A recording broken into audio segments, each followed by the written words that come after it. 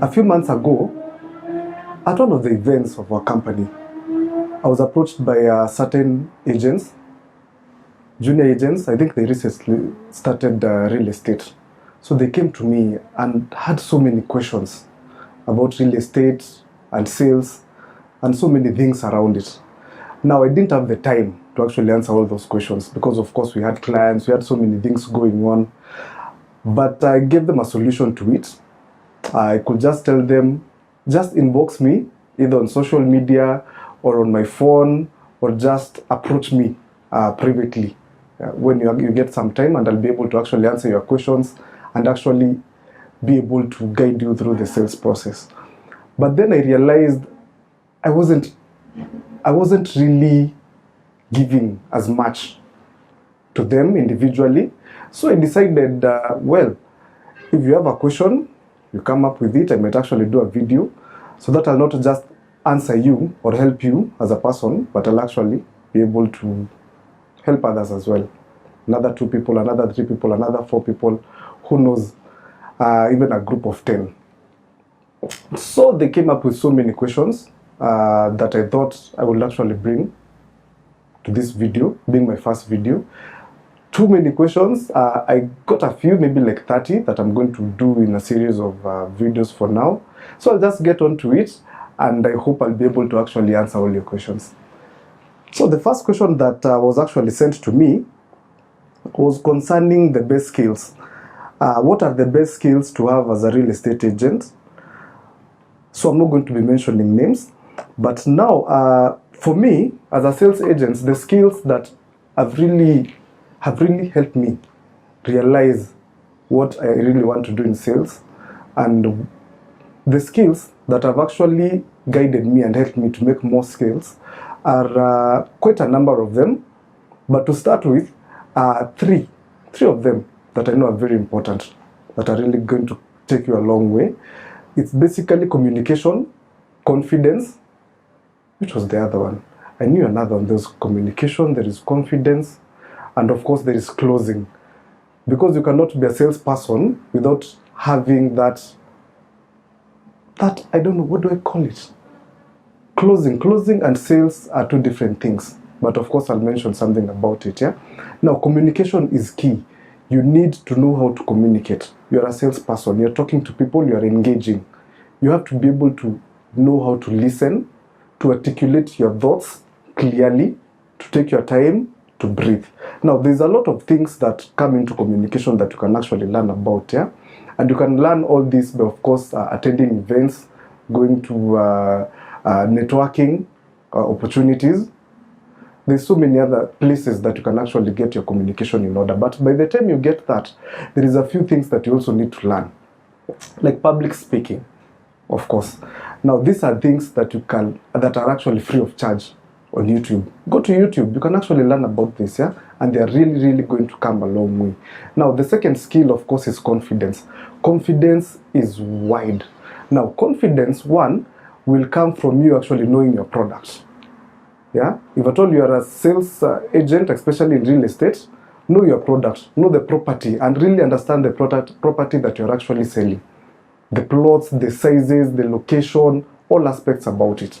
They come a long way in making you more confident about selling it. Eh? Now, that one is something that, of course, you have to learn about it. Now, there's something that also gives you confidence, personal confidence. Yeah, and that is where maybe something like a personal branding actually comes in. You have to look nice. You have to look smart. If you're smart, I know, you also know the same. If you're smart, you feel more confident. You're smelling nice. Your hair is well kept. Confidence. Yeah. Now, those are things that you might think you know, but you need some research about it. Get a coach, but I'll get into that eventually. But make the internet your friend. All these things are things you can actually learn from the internet. Yeah. So now that one is a very summarized answer to that. But of course, for deeper details, you can feel free to actually contact me at any time. Eh? Now, and again, learn one skill at a time. Don't do all the skills all at once. If at all you want to focus on communication, do communication for a time. Get it on you as good as you can. before you go to the next skill. Now, there's a certain question here that was also asked. In the rapidly changing digital landscape, what online digital tools and platforms do you find most effective for real estate promotion? Now, of course, for real estate, it goes down to your niche. What kind of products of real estate are you actually selling?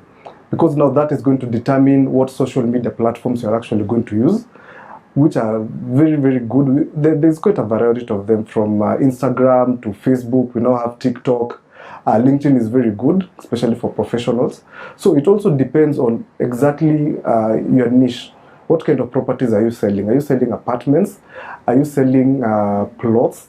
And if at all you're actually selling plots, what's the price tag on them? You might be selling a plot. You might be selling a plot worth maybe 200,000. You might also be selling a plot maybe worth 2.5. So of course those are different categories, and with those different categories you'll find different type of people. So that will also determine the kind of platforms that you'll actually use, including having a website for doing maybe Google ads in that. So once you actually understand your niche, that will actually be able to guide you on what kind of platforms you can actually use. That one is something, of course, I can help you with, just in case you have a problem with. Now, another question that really came up is how do you overcome the fear of rejection? Now, that one is something that will happen so many times. It has happened to me before. It still happens because it's in sales. It's the selling world. Now, you don't overcome the fear of rejection. You embrace it. Because from the fear of rejection, you actually get more confident. You get to know more about customers and what they want. So the next time you're actually ready for any kind of action, any kind of questions that are going to be asked by customers. And believe me, a no now will always be a yes later. So that one was actually a very good question. Now I can see another question that came in. Well, this one is a funny one. Why did the chicken cross the road? Now, I actually posted a picture recently. I think I was in a group of friends, and then there was a guy wearing a chicken suit next to us who actually took a picture with us. We were at the World Championship Rally. No, World Rally Championship. I think that one is the word to use. That is where we were. And it was quite a nice place to be. It was in Naivasha. Fantastic place, cars and everything. It was quite a good event. An opportunity, of course, for networking, getting new clients, interacting with the who's and the who's in the industry. So it was an awesome time. But of course, the question is, why did the chicken cross the road? Now, I know of 3 very good theories of why the chicken crossed the road. The first one, once upon a time, well, I'm joking, I don't know why the chicken crossed the road. So I'll just go on to the next question. And it concerns legal matters. So this was the question. As an agent, how do you handle legal matters in a transaction? One, as a sales agent, I wouldn't advise for you to handle legal matters unless you are actually a real estate lawyer. However, you should be able to understand all these matters around legal, from transfers, from letters of offer, from the whole process until the client actually gets their documentation. Having said that, have someone that is actually a real estate lawyer who can be able to handle your legal matters and legal transactions between you and your client. So that's my word on that. Now, this other question is actually quite sensitive to me and quite to a lot of people. How do you manage stress and maintain a healthy work-life balance? Sales is sales can be very tiring. Sales can actually push you to limits that you didn't know you actually had, and sometimes you fail to get that balance in life between your personal life, between your job life, and between everything else that you do. So one thing that I found important is what I call self-care. You have to take care of yourself. And one of the rules that I've realized really works for me, it's the 888 rule. I'm sure most of you might have read about it. If you check it out on the internet, you can't miss it. It's the 888 rule. whereby it gives you 8 hours to actually work, 8 hours to actually sleep or rest, and another 8 hours to actually do some bit of exercise, get yourself entertained. Again, life is too short. So it's the 8-8-8 rule. That is what I actually use for myself. But of course, there's so many other things that you can be able to do. At least make sure you know when do you work. You know, at times we say as salespeople, we work 24/7. Ideally, that is what really happens. But is it really a good way to actually deal with sales? I think not.